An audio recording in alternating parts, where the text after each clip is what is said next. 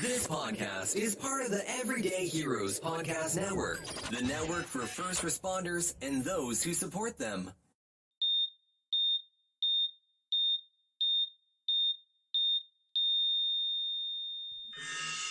There it is, Laura. Can't wait. Let's turn it up. So excited. Dun, dun, dun. Scissors and Scrubs is walking into Tokyo. We're leading the torch.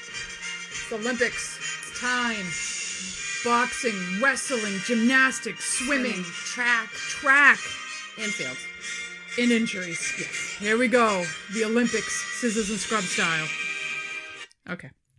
All right, Laura, you ready? My favorite time every 2 years. I hate the Olympics I so can't even much. fathom that. I have to say, though, what was it? Maybe a week ago. I was out. I had had a good night, so now I'm just kind of like zoning out. And I zoned out for about 3 hours to the gymnastic Olympic trials with all the girls, which I love to watch. I mean, they're unbelievable. Unreal. So we're getting to the end. They're getting ready to pick the last two for the team. And they have all like 3 or 4 girls competing. This poor girl. She gets up. She does one tumble. Oh, yeah. Rolls her ankle. Sits down. Done. Yeah.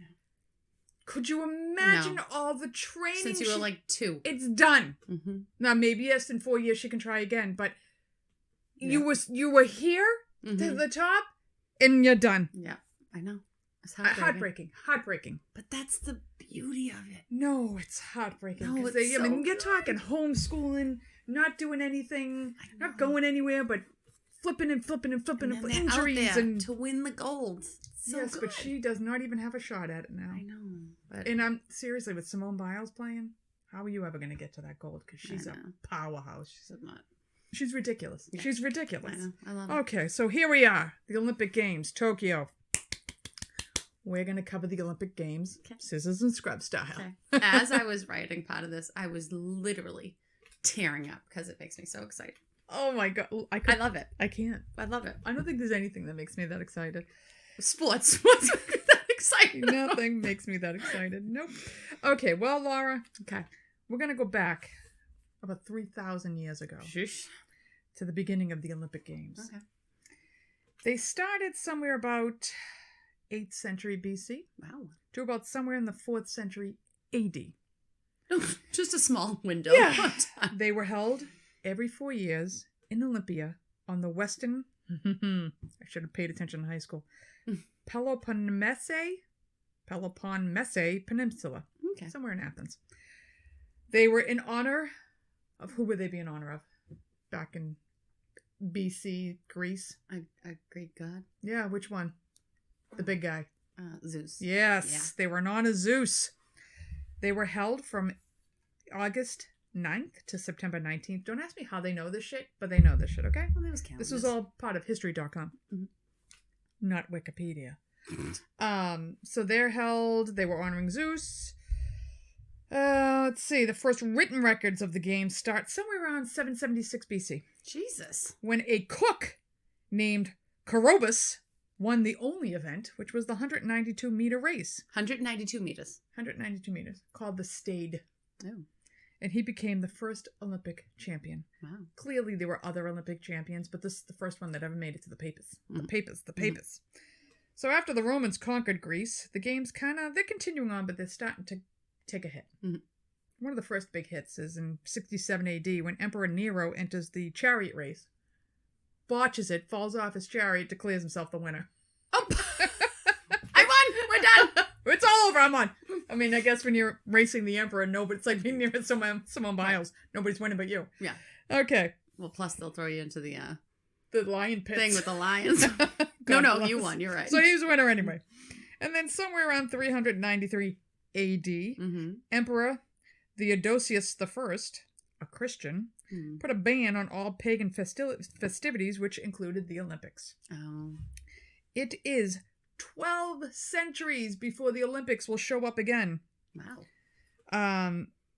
So about 1,500 years later, a young French baron named Pierre de Coubertin, we'll go with that. We'll call him Pierre. He's inspired to start the Olympic Games again when he's touring ancient Greece, and he sees the ancient Olympic site. In November of 1892 of that year, Pierre goes to a sports meeting in Paris. It had some big name. I didn't feel like writing it. And he pitches the idea of an international Olympic sports competition to start again. 2 years later, he gets approval, and the International Olympic Committee is founded, which is the governing body of the Olympics. IOC, baby. IOC. In 1896, the first modern Olympics, as we know now, was held in Athens, Greece. There is a movie that my mother is obsessed with called The First Olympics. And it's David Caruso's in it, young David Caruso. Okay. Yeah. Clearly, this is going to be the first Olympics that the United States, well, obviously any of these countries, because it's been 1,500 years. Nobody existed back then except the Romans and the Greeks. So the Americans are going to go, but they're looking at ancient Greek things, and they're trying to, it's based on true events. They're trying to figure out how to throw stuff. So instead of, for a shot put, they're using a bowling ball, or not a cannonball. So clearly they're going to throw the shot put as far as they could possibly go, because they're practicing manhole covers for the discus. Oh, Jesus. We didn't have a national anthem, and so they picked the Star Spangled Banner. That's what we're gonna do. And so it's the cutest movie.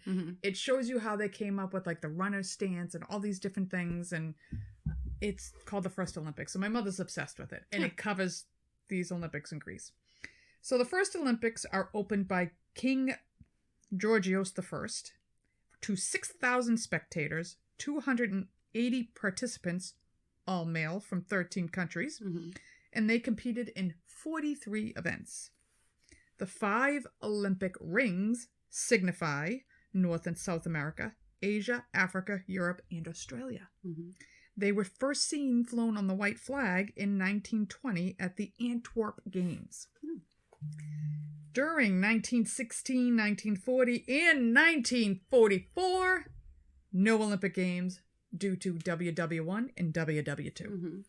1924, the games take off with 3,000 athletes, 100 of them who are women, and 44 nations competing, and that is also the debut of the Winter Olympics. 2004, the Olympics returned to Athens. That year, in honor to unite the ancient... They returned that year, and in honor to unite the ancient and new games, the shot put event is held in the actual site of the original games in Olympia. All right. So then I covered a little bit about the Olympic Games, some of the Olympic events that they have. Now you have to remember the original Olympic events were all held naked. They're all nude. You don't want the clothes holding it. You'd be wearing those things, the togas. I mean, the only event back in ancient Rome that you could wear clothes, and no, I'm going to say this wrong, is the hoplite race. It's the only race not done in the nude. They wore armor, helmets, shields, these leg things they had a name for. And it's about, it was a 629-foot track that you had to ride. You had to run in this equipment. 15 laps. Oh my God. Yeah, that was one race. Not done today. No. Then they had the Pancration, in Latin known as All of Power.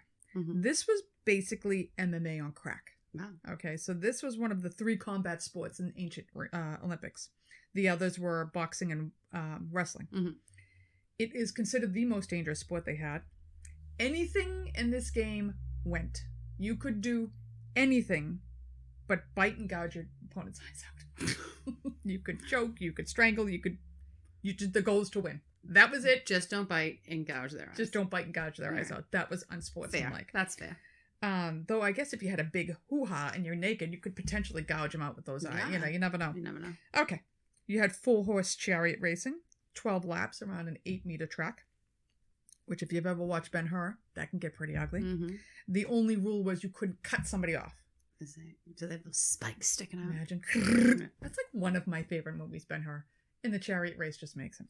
I love that movie. It's leprosy in it. It's chariot races. It's slavery on the boats, and they'd be like, bunk, bunk, and and then he saves himself. Oh, it's just great. So then there's boxing. It's one of the oldest Olympic sports. But when they boxed, they'd wear leather wraps around their hands, and eventually these would become lethal. And later they would put... Oh, because they were like hard. They were hardened. And then they would put like blades in them, and they were killing opponents, so then they stopped doing that. Wow. Okay. Seems a little unfair. All right, the matches were 1 round, and the goal was to get the other opponent to either submit or go unconscious. Many died. Mm-hmm. All right, then we have the pentathlon. Mm-hmm. So basically the pentathlon, we have split into many events because it was discus, javelin, long jumps, the stadium, and wrestling. Wrestling was part of that. Wrestling. That's a weird. Wrestling was everything. It was the big thing. So, like I said, they do all of that today, but it's all its own event. Then you had wrestling, which was considered the safest of those 3 combat sports. Wow. Long distance running, which is about 3,000 meters. It was 18 to 24 laps around. And they didn't do laps like we do in a stadium. They would run to this pole, run back and go, and run to this pole, and they just kept running around the pole. It had a name for the pole, but again, couldn't be bothered to write down. The double stayed foot race just meant it was twice as long as the single stayed foot race. And then you had stadium, which was running. It's the oldest Olympic sport, and the stadium is where the race was actually held, which is where we get the word stadium from. The winner of this race was considered the winner of all the Olympic events because it was that much of a endurance thing. Yeah. And so as long as there have been Olympics, we have been around, there has been death and injury. Of course. Would you like to kick off the first? Now, I go between death and injury. I'm all over the place. So, well, I talked about the equestrian events. All right. So you want me to go to my events that were dangerous today? Yeah. Okay. Well, then what were you going to talk about? I have hammer throw and javelin. Okay. I have the equestrian and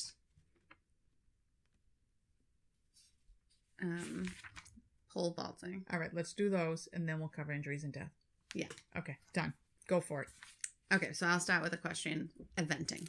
I got this information from time.com, ncbi.nlm.nih.gov also. There's a lot of letters in there. Very official. So I did it on equestrian eventing. It is the equine or horse equivalent of a triathlon. Oh. Eventing combines 3 disciplines: dressage, show jumping, and cross country. It is a sport enjoyed by the wealthy and royalty. Well, A, clearly, I don't have that. Mm-hmm. B, I am terrified of horses. Really? I think they're beautiful. Mm-hmm. I don't mind riding it and touching it, but they terrify me. I'm waiting to get kicked, bit, trampled. They're thousands of pounds, 10 times my size. It gets pissed off. I'm done. Yeah. Done. So they terrify me. So never walk behind a horse. No, never go near a horse. Mm. They bite. My grandparents, my father's parents, used to have a horse Kelly girl.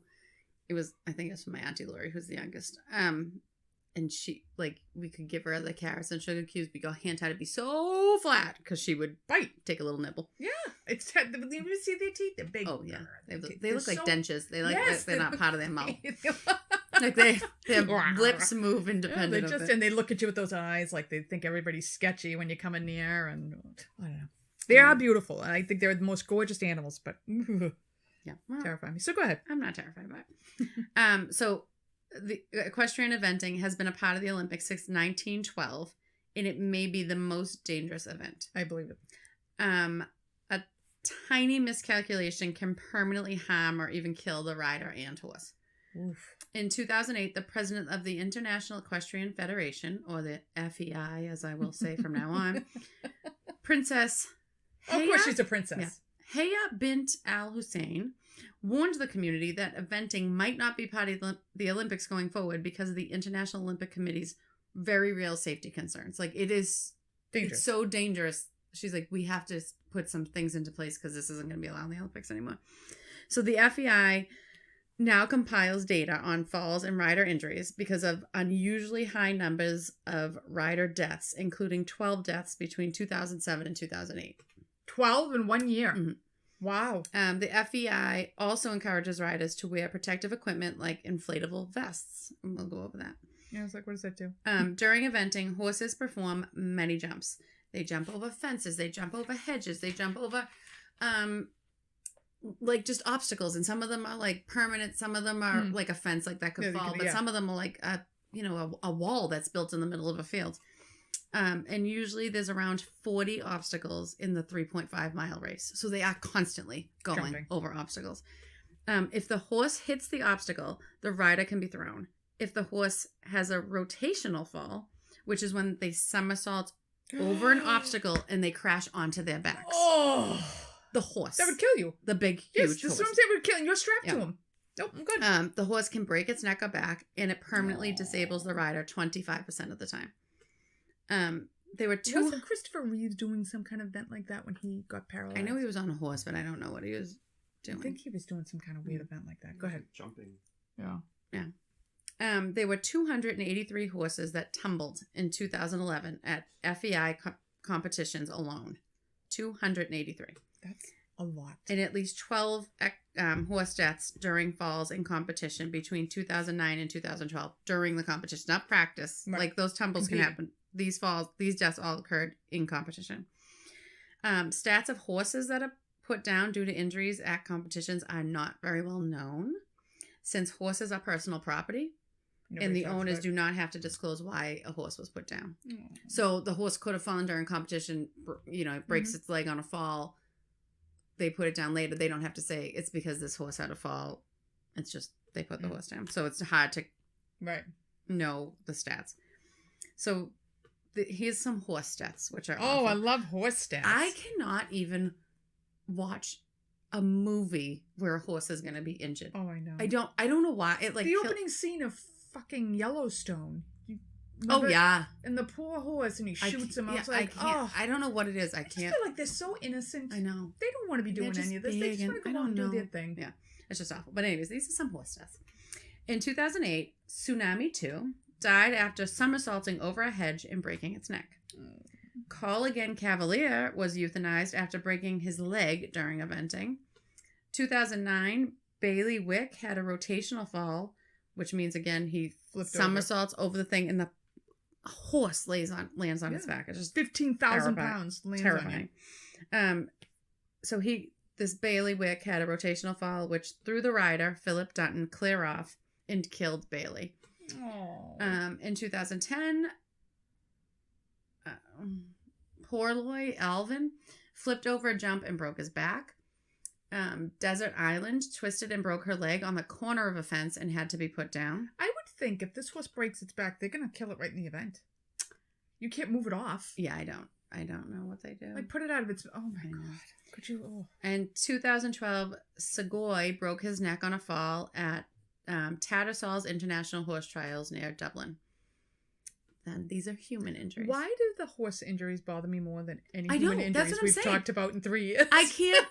But that's what I can watch a movie and the person's killed, I'm but then the sickened horse is over hurt, this. and I'm like, oh my God! I'm sickened over this it's more so than sad. anybody else I we've know. discussed in 3 years. They keep saying the rotational falls. Like, I just can't picture the poor Poor horse thing, flipping. thinking like, I didn't want to go this way. How many times do you see a person flip and you're like, oh, you landed on your back, you lost your breath, but like these, my God, I can't.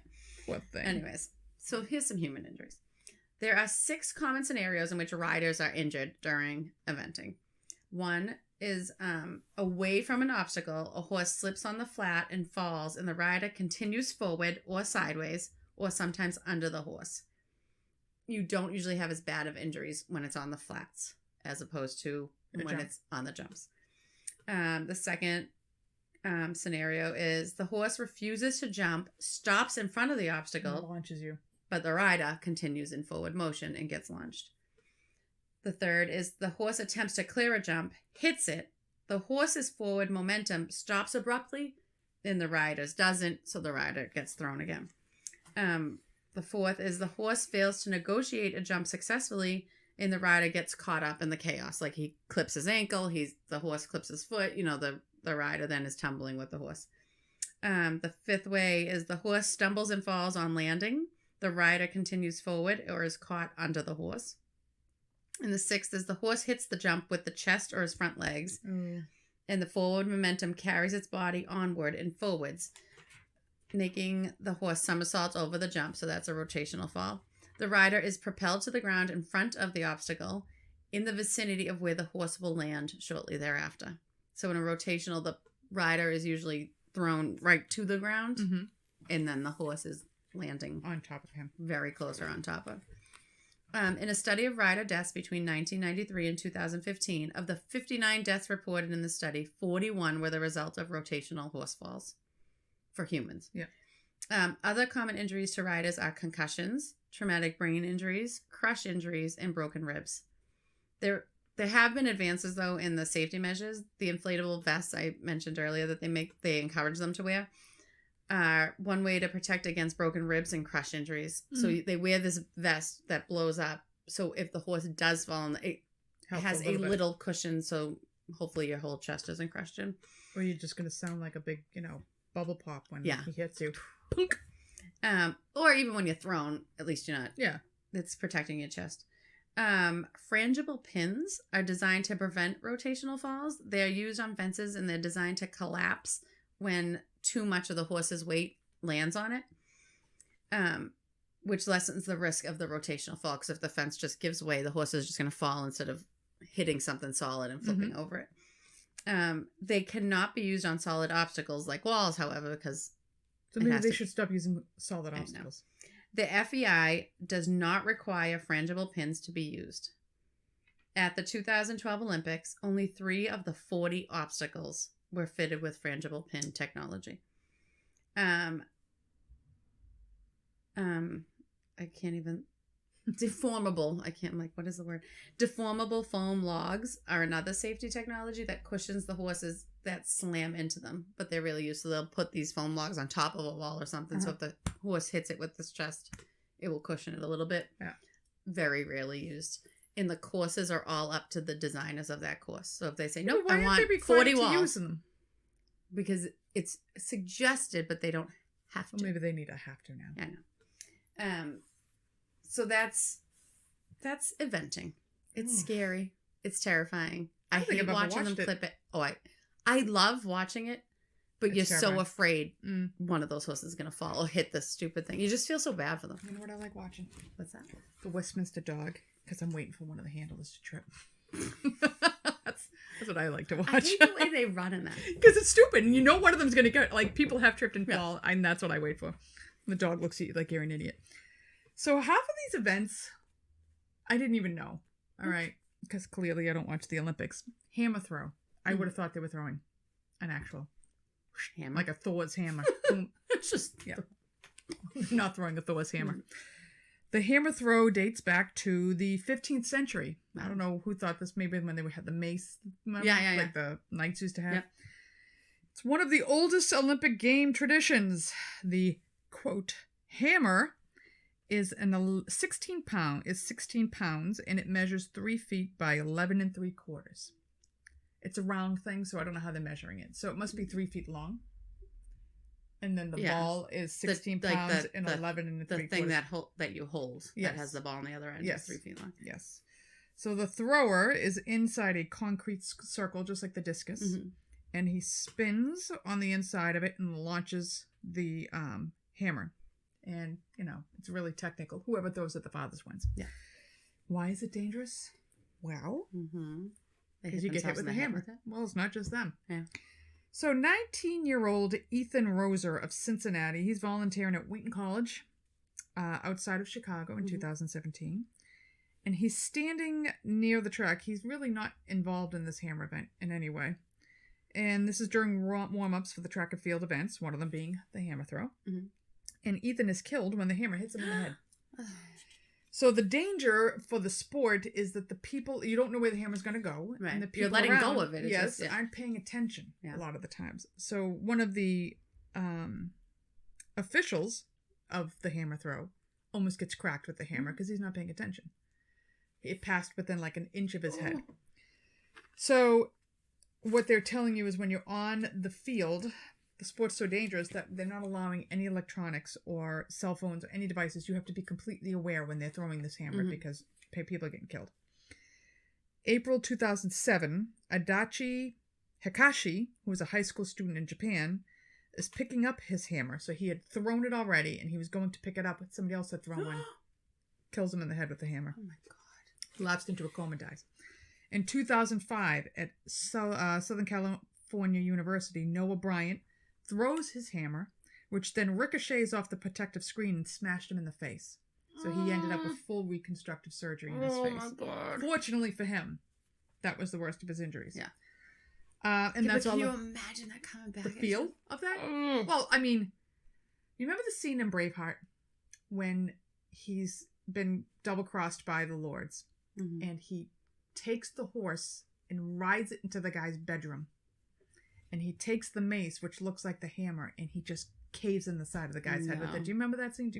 Mike? No. All right. Well, you know who would remember that? My friend Katie. Katie, you'll know the scene I'm talking about. And if they show you literally the ball caving in the guy's head, that's what this had to be like. This was what it has to be like. It's got to just be so... You couldn't even move. Like, it had to be so fast you couldn't even move. Exactly. Yeah. Dead instantly, 16 pounds thrown at your head. Oh, God. So, that's the hammer throw. Next. Oh. And then I just have pole vaulting. Okay. Which will lead into my javelin throw. Right. I think. Yeah.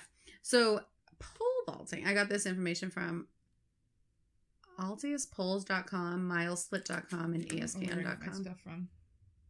I don't know. Right. Pole vaulting looks so fucking hard. It looks so fun.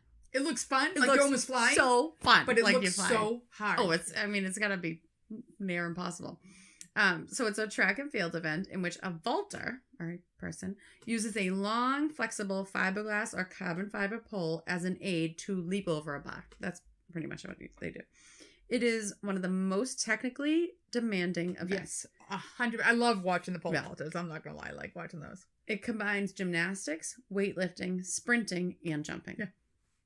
It became a men's Olympic event in 1896. Guess when it became a women's Olympic event? 1986. 2000. Are you kidding? 2000. I was kidding. Like, are you shitting me? 2000. I know I've seen women pole vaulters. Yes, since 2000. That's pathetic. Yeah. That's pathetic. Yeah. It came about by people using poles to vault themselves over natural obstacles, like waterways and marshes. Yeah, I thought it was just like something Europe. They did in like movies. No, they did in like Europe to get like through like marsh lands and stuff. They would take a pole and go from like the patch to patch to patch. Jumping poles were kept at houses in Europe so people could cross roads and waterways without getting wet. The Olympic record for men is 6.3 meters or 19 feet 9 1/4 inches, which was set in the air, right? Is yes, what they're high. Yes. High. Set in 2016 by Thiago Braz de Silva. The Olympic record for women is 5.05 meters or 16 feet 6 3/4 inches, set in 2008 by Yelena Isinbayeva. The most common injuries are lower extremity ligament sprains from landing wrong. Mm-hmm. You're going to land, you're flying over that thing, and then you land. But usually you land on that big, huge, puffy mat. Yeah. But not so much. You're like 19 feet in the air, and then you're coming down. You just come down, you just roll it. So there's like little injuries like that, and then there's catastrophic injuries. Oh, the pole vault snaps and impales you. One study showed from 2003 to 2011, there were 19 catastrophic injuries. And 4 of those occurred when the vaulter landed off the sides or the back of the landing box. Oh. And 1 when the pole broke.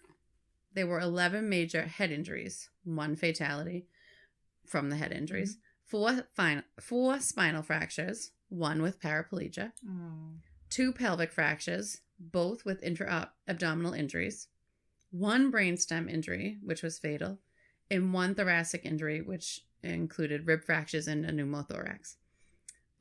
These numbers have actually improved since the 2003 rule change on the size of the vault box and mandating vaulters, especially high school athletes, use the correct pole for their weight.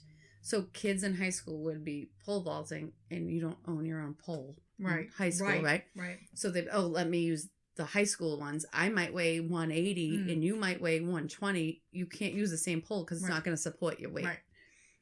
So now there's a rule that it has to be that for their correct weight, and the vault box is bigger. Yeah, makes sense. Mm-hmm. In May 2015, a Michigan high school pole vaulter was impaled by his pole when it snapped during the Larry Steeb Memorial Meet of Champions. It struck his orbital bone, and he was rushed to the University of Michigan Medical Center and underwent a 5-hour surgical procedure to fix his eye. He actually lived. Jesus Quesada of Clewiston High School in Florida died in 2002, 4 days after he bounced off the pads and struck his head at the practice. So, like, because the end of the pads is the track, which is like cement. So they're when they come off the ends of it or the sides of it, they're just hitting cement. 3 days later, Penn State vaulter Kevin Dare, who was 19, fell headlong into the metal vault blocks at the Big Ten Indoor Championships and died with his parents in the stands. And then about a month later, Samoa Fili, F-I-L-I, who was 17, was in a pole vault competition for Wichita Southeast High School. His father was taking pictures, saw that he went up at an angle, knew weird. It was wrong, and Samoa couldn't adjust. He let go, but his momentum pushed him forward, so his body landed on the landing zone, but his head hit the concrete. He died 2 days later of head injuries. And like I said, they've made the landing pads larger, and many states are requiring vaulters in high school and college to wear helmets now. Yeah, I mean, I understand why they're doing that, but I wonder if the weight of the helmet affects the vaulting. Because it's extra weight. Probably, but I don't know. This, like, it makes sense. Yeah, streamlined helmets for bikes and shit now that you can wear, but you don't think of this shit. Like, your kid's going to play track, like, Sam's going to play track and field. If Sammy came home and said, I'm doing the pole vault, I'd be like, okay. Yeah. Like, all right, knock yourself out, give it a whirl. No, never mind. See, I'd say, okay, knowing none of my kids are getting over that bar. I don't, see, that's the thing. I'm like, I don't know how. None of my kids are going to actually get over the bar. It's the landing part. That's how. I'm more worried they kill somebody else with the pole vault. I know. Oops. Oh, is that it for pole vaulting? That's it for pole vaulting. As if that isn't enough. That's enough. Well, basically the javelin is throwing the pole vault. With a sharp end. With a very sharp end. Metal tipped. Must be metal tipped. So men's javelin is 800 grams. I have no idea how much that weighs. And it's 2.6 to 2.7 meters long. Again, I have no idea how long that is. The woman's is 600 grams, 2.2 to 2.3 meters long. You cannot, when you're throwing, at any point turn your back to the arena, like you run, you just gotta throw. You can't angle or do anything to it. It's a straight throw when you do it. And it must land tip first, like a jart. Mm-hmm. So basically jarts and javelin throwing is the same thing. So you can see when you're throwing a spear through the air, like the hammer, if you're not paying attention, why this could be a problem in track and field. Yeah. So August of 2012, a 74-year-old official was killed after being struck with a javelin while measuring the throw. So somebody else had thrown the javelin again. What? You're looking at them. I don't understand Unless he walks over, he's not paying attention. I don't know. I don't know how far these go. Maybe they couldn't see him. I don't know. But again, I agreed with you. I'm like, how does he get hit? So in 2021, a high schooler was impaled in the thigh by his own javelin. So he went to retrieve the javelin, and when he was trying to recover it, it had ended up through his thigh. And he ended up in the ER. So then there was a story in 1983 about a 13-year-old girl.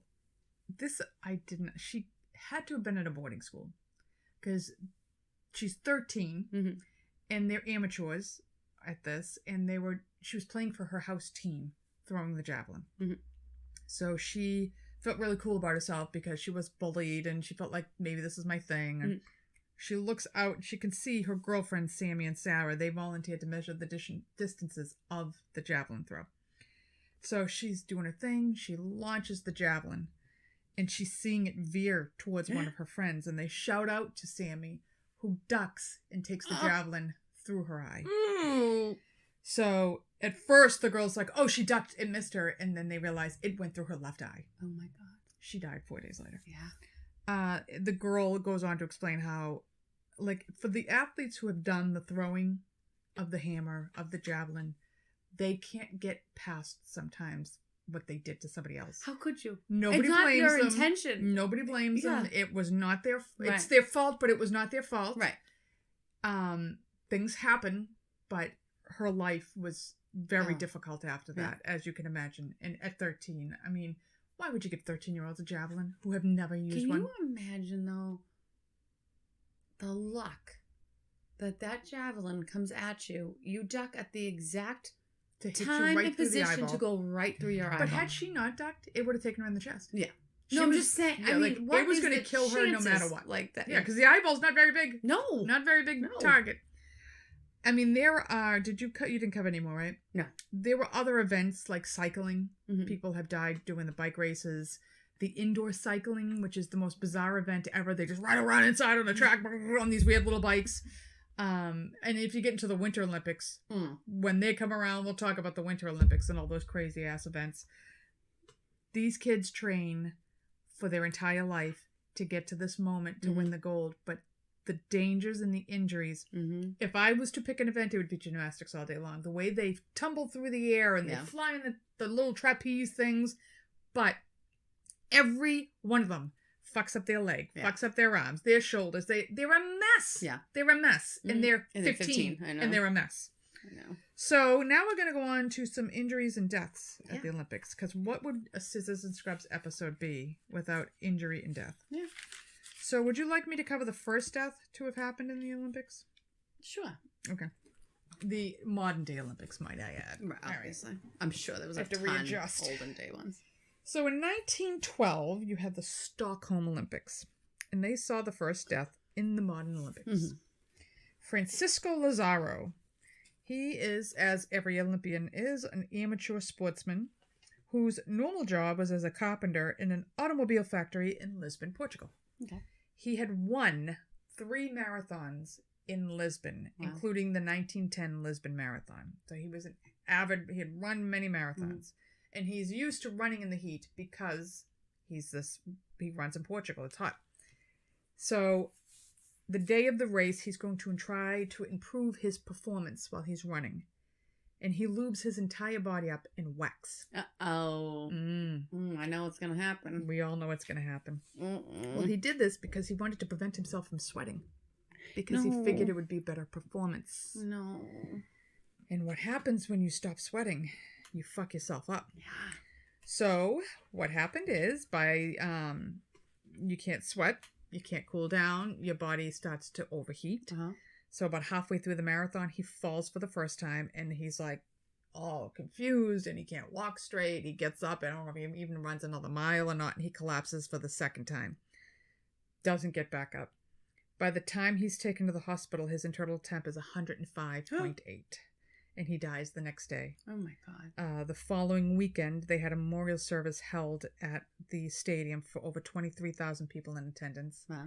They raised like $3,800 for his widow, and in 1912, that's like $40,000 million. And they are comparing it to the very first runner of the marathon, who supposedly collapsed and died after running the marathon as well. So that is Francisco Lazaro. Don't cover yourself in wax when you're No, going you have to sweat. Yes, Yeah. yes. It's not going to make you more streamlined. No. Okay. Well, I have a death. Oh, yeah? I'll Yeah. see you and raise you one. Nikolai Barat. I got this from howtheyplay.com. A Romanian featherweight boxer died 4 days after losing his boxing match in the 1936 Berlin Olympics. His official cause of death was blood poisoning, Blood poisoning. but many speculated he died of head injury sustained during the match. Literally all the information I could find. Yeah, on it. they don't give you a ton of But these. how I find it so bizarre. Like they're like, no, he died of blood poisoning. Yeah, because they don't want it to be the boxing event. They Yeah. killed him. Yeah. You know? But he got Unless he took a kidney pummeled punch. in front of everybody Yeah. in the head. Well, I mean, or he took a kidney punch and went septic. That's the only thing. Yeah. No.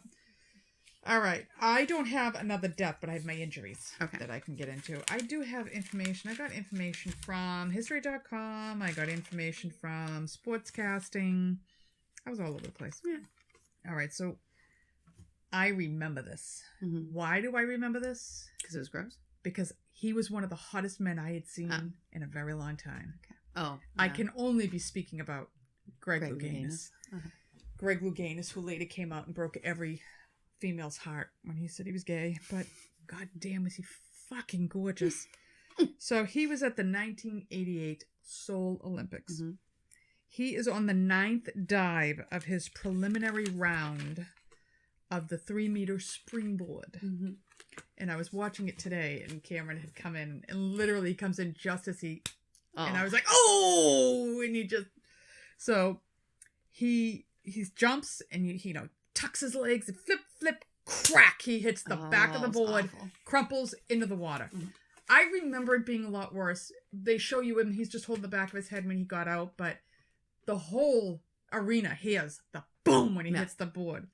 So they give him 4 temporary stitches, and he finishes the preliminary event. And he goes to the hospital, he gets 5 permanent stitches, and goes on to win the gold in the springboard diving. Crazy. Go, Greg. Fucking love him. I mean, love him. You had to have a concussion. Oh my God, he was... At least it was the springboard. Have you ever dove off a high springboard? Do I look like somebody who's ever dove off a high? Yeah. So, we used to dive off the springboard at this resort we went to. And it was, it felt like it was like 400 feet in the air. It was probably 12. Mm-hmm. You would have to lace your fingers and put them, like, instead of diving with your hands together, you would lace your fingers and put it first so it would break the water. Because the water hurts your head that much. Never mind hitting the board with your head. And then hitting the water because he's still up. Right. I can't even fathom. Love watching diving, though. I do too. It's so graceful. Yes. I mean, again, you must feel like you're... And what kills me, they do these 4,000 flips and cuts, but he made a splash. 3 points off. Are you fucking serious? You get up and do that without a splash. Come on. Well, that's the point. Not the flips and the back flips and the spins and the cuts. Aerodynamic. But he made a splash. Oh, give me a break. No, give me a break. What you got, Laura? I have to judge on something. I have one more death. And then I have injuries. Nud Knudsen? Ennermark Jensen was a cyclist in the 1960 Rome Olympics. Cycling. While competing in the team race, he collapsed, fell to the road, and fractured his skull. Oh. He died shortly after in a medical tent, so they never even made it off the track. The official cause of death was heat stroke, but the team doctor later admitted to giving Jensen and his teammates a vasodilator before the race. It increases blood flow and is now called doping. When they say, they were doping before a race, that's what they mean. They're taking vasodilators. So he vagaled. Yeah. And passed out. Because of the controversy of... Well, I actually think it was his heart, not the head. What year did this happen? 1960. Wow. So they were doping. Yeah, back then. Back then. Because of the controversy of Jensen's real cause of death, the Olympic Committee mandated drug tests be performed on all athletes. They began in the Winter Olympics of 1968. So because of his death, that's why they test all the athletes. In the vasodilators, if people don't know, they can lead to cardiovascular collapse. And that's what happened to him. So he died because he was doping. It's amazing how competitive. Like, I know it's a competition. Yes. But, like, the extremes they go to win. Oh, yeah. Yes, but I mean, when you spend your whole life doing it. I know. I mean, not that you should dope or anything, but I mean, you can. But you should be judged on your natural ability, period. I know. It's just the stress of That's cheating, because it's not your natural ability. It's like when the Russian hockey team was all professional hockey players playing against all young college kids. Yeah. It's not fair. Right. And we still kick their ass. 1980 Miracle on Ice. Oh my God. I cannot tell you how many times I can watch that movie. So, let me tell you my Mike Eruzione story, okay? So, if you don't know who Mike Eruzione is... You're not from Boston? Well, you're not from Boston. You're not from Winthrop either. And he was the captain of the 1980 Miracle on Ice hockey team. So, the 3 days before my mother-in-law suffers a massive heart attack and dies, my husband and I go out for Valentine's Day. Mm-hmm. That's what it was. And the reason I say that is because he was so on a high, and then his mother suddenly dies, and I felt bad. But at least he got this. So we're going to dinner at this restaurant in the North End. And at the time, he had a friend who got us, like, really good seats at this restaurant. So he was up parking the car. I walk into the restaurant. And you have to know the North End of Boston. It's highly Italian. I say this, I am Italian, and I'm looking at this guy at the bar, and I'm like, who is this greaseball? Look at this guy. He's got the jet black hair, the black leather, like, suit coat. A black leather suit coat. All right? I'm like, oh, you've got to be kidding me, right? So he's at the bar. Brian comes in. I'm like, Brian, look at this Goomba at the bar. And he looks, he goes, it's Mike Ruzioni. It's Mike Ruzioni. Fucking Mike Ruzioni. I'm like, take it easy. He goes, do you know who he is? I'm like, I know who Mike Ruzioni is. I just didn't know that was Mike Ruzioni. And it's like 30 years later. Yeah. I said, well, he's standing by himself. Goes, I can't go talk to him. I'm like, go say hi to him. He probably gets it all the time. Yeah. We sit down. He's like, we got better seats in this place than Mike Ruzioni. I can't believe it. Mike Ruzioni walks into the restaurant. Everybody stops. Pictures with him. I'm like, you should have gone up to him. But he still talks about the day he saw Mike Ruzioni at Fiore's of the North End. So Mike Ruzioni, if you happen to be listening to Scissors and Scrubs, you owe my husband an autograph. All right, so I'm sorry. We digressed way off. Are you done with your death? Yeah, I was done with my death. You started some. Did I? I didn't get into anybody yet, did I? All right, well, anyway. Why were we talking about that? I don't know. I don't know why we were talking. I think we talked... I don't know. We went on a tangent. Okay, so I get into an injury. But I think he's my only injury. No, because I went into Greg Louganis. I think he's the only other guy I do. Oh, I got a few. Good. You can finish this off. Okay. Because you like the Olympics more than I do anyway. All right, so I got a French guy. Samir Ait Saeed. Doesn't sound French, but he is. This is the Rio Games 2016. Mm-hmm. He is doing a qualifying round for men's gymnastics. The only thing I like better than female gymnastics is men's gymnastics. Because their bodies are something. Ridiculous. And just the power. They have 10 times the power the women do. So to watch them on the rings and I just... Oh, yeah, it's ridiculous. I think it's amazing. So he vaults, lands, and the whole arena hears his fibia snap. His fibia and tibia snap. Crack! And when you look at the picture, so he's laying on his back with his knees bent. One leg is straight like you would when your knees bent. The other one is off to the left in the most bizarre fucked up angle you've ever... It's like a right angle. It's disgusting. Yeah. Needless to say, his days at the 2016 Olympics were over. But in the 2012 Olympics, he did the same thing on the other leg. No, we didn't. Yes, he did. He had also broken his right tibia in 3 places in the 2012 Olympics, also on the vault. Oh my God. The vault was not his strong suit. Yes, but within 4 years, he broke one tibia in 3 places and then broke the other one. But then 4 years later, he was competing in the Olympics. Yes. After he healed. And then did it again. I know, but that's amazing that he could even heal enough to get to the Olympics. Because of that, the French team never even made the qualifying. They never made it. They said clearly everybody's screwed up about it. And he was like, he was a runner-up for the rings. That was his best event. He was like in for a medal for the event. And again, snapped his legs, done. Couldn't do it anymore. Broke my heart. I was like, the vault, the balance beam scared the shit out of me. I'm waiting for somebody to crack something on one of those. I know. All right, take it away. Take us to the finish line. All right. I got 3 injuries. Ooh. I have Adrienne Nayesti, maybe. I got this nasty. She nasty. Insider.com.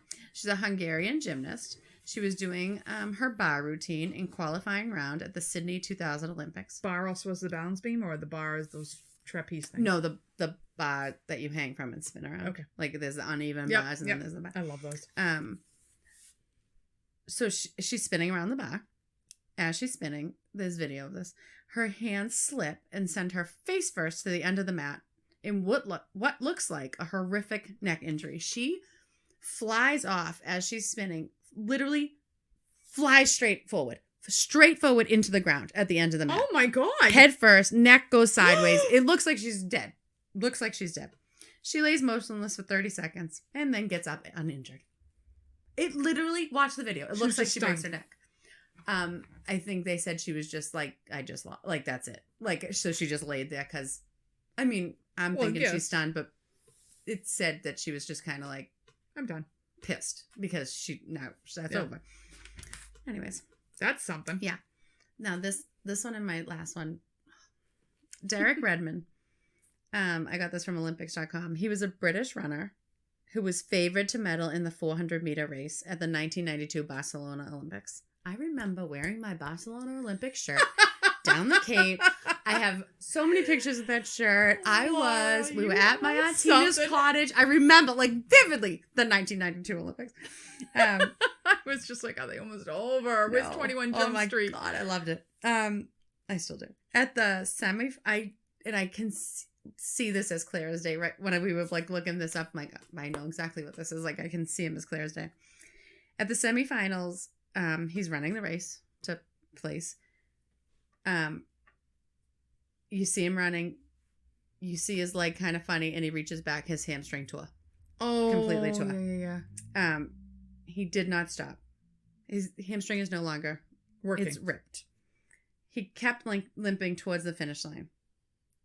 All of a sudden, you see somebody pushing and shoving in the crowd. His father comes down out of the stands, puts his arm around him, hysterical, and like has him limp with him towards the finish line. And just before the finish line, his father Jim let go of Derek so he could complete the race on his own. The 65,000 people in the stands gave Derek a standing ovation. Obviously, he did not medal, but I love that. I just love that. Who was the one? She was racing. She was in American racing, and there was that little German fucker that had no shoes on, and she tripped her up, and they both tumbled at the Olympics. Do you remember that? I think she was German. Maybe she was South African. She was a little tiny white woman, and she was running barefoot at the Olympics. And it would have been like the 90s. Was it the lady with the really long nails? Maybe. The American runner? Mm-hmm. She was an older, she had medaled often. I think I know who you're talking about. She gets tripped up in her feet because of the way the girl was running. It was just like ridiculous. And I remember watching them being like, I hate her. Ugh. I don't know. Go ahead. And then the last one is Carrie Strug. Oh, tears bring to everybody's eyes. Literally, I'm writing it. Peanut with a little tiny boy. It's just so awesome. So Carrie Strug was a gymnast in the 1996 Atlanta Games. Now, we're on a home field. I can't believe it's 1996. I know. It seems like that was like yesterday. I know. We're on our turf. Oh, yeah. Like, you gotta, come on. You gotta show them. Right. You gotta show them what you got. The American gymnastics team was nicknamed the Magnificent Seven that year. Mm-hmm. America had never won the team gold. Russia was the favorite to win. Oh, they always are. Russia had won like the past 6 gymnastic team gold. But as the competition neared its conclusion, the Magnificent Seven found themselves in a dominant lead for the final event, the vault. That stupid vault. Mm-hmm. Doesn't even make sense. How does that even become an event? I don't know. Maybe because of the nerves and the pressure. The 4 first American vaulters did not land clean. All 4 of them do it. No one lands clean. Then, Dominique Mosiano fell on both of her attempts. Oh. Carrie was the last to go. Before you finish, Dominique Mosiano, I just found out one of our good friends was big gymnast. I didn't know that. And that was her. She's like, my walls were covered with Dominique. Did you ever hear the story of Dominique? So, we're at work the other night. She's core, so I'm sitting with her, and she's showing me this. We couldn't hear, but you could see it. She was telling me what had happened. Dominique's this big Olympic gymnast. There's this girl who was born no legs at all. She just has like hips. Was her biggest fan. And this girl with no legs tumbles and spins and tumbles and spins and tumbles and tumbles and tumbles. Biggest fan. I have to watch this because I don't know how they found out. But Dominique's parents had given birth to her and gave her up for adoption because she had no legs and they wanted a gymnast as a child. No, sir. So then they have Dominique. And she becomes this gold Olympic gymnast. Mm-hmm. She has some kind of falling out with her parents, but finds out this girl is her sister, her full biologic sister. And when you see them, they look exactly alike, except this girl is older. Could you imagine finding out your idol is your goddamn sister? No. And what kind of parents do that? You still could have had an Olympic. I know. Like, Wow. I don't know. I'm right. Sorry. Okay. Go ahead. Anyways, that's awful. So anyway, all right. So now, first floor American vaulters don't land clean. Dominique falls on both landings. Carries up. It's all on Carrie.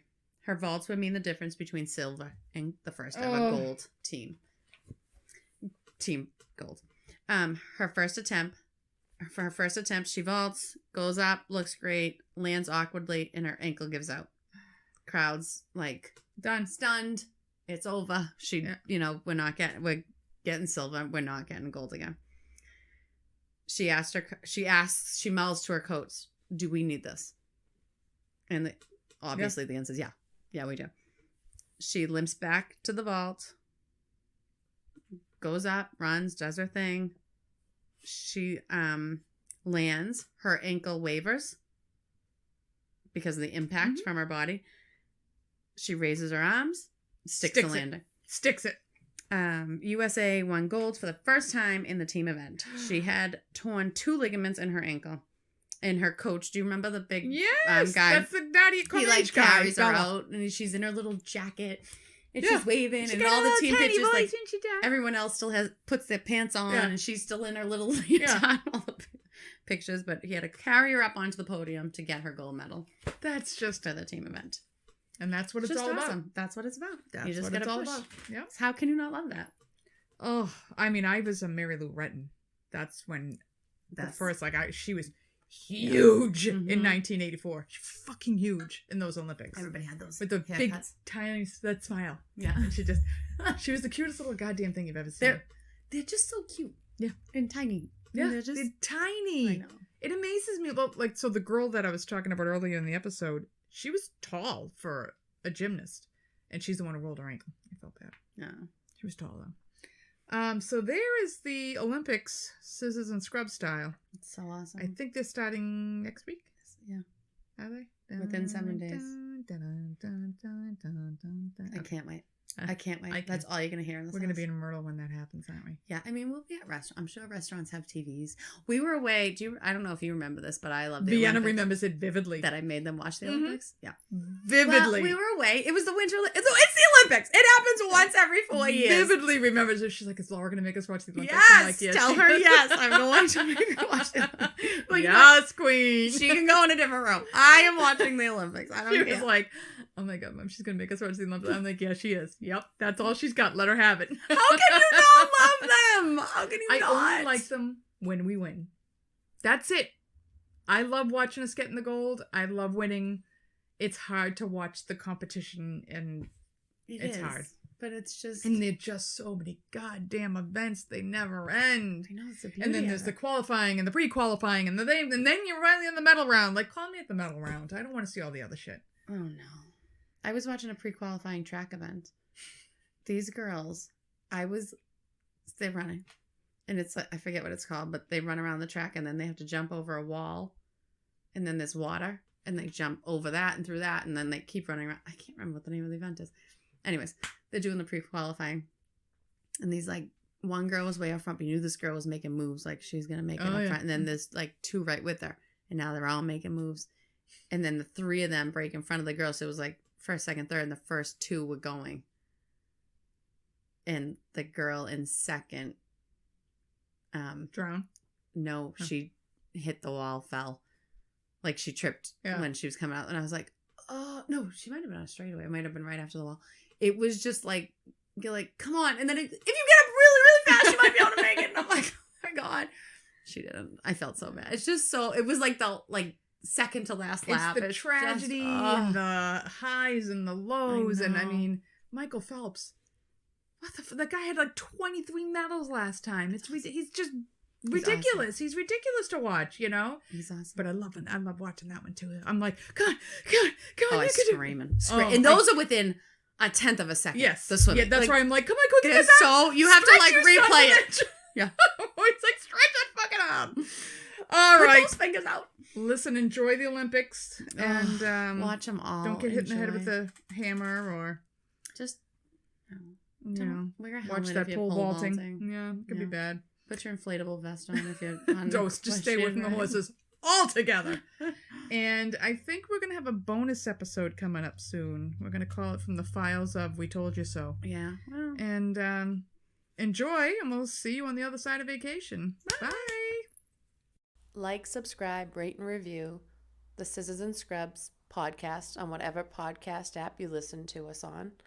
Follow us on Twitter, Facebook, and Instagram at Scissors and Scrubs. And email us any of your stories or thoughts to scissorsnscrubs@gmail.com.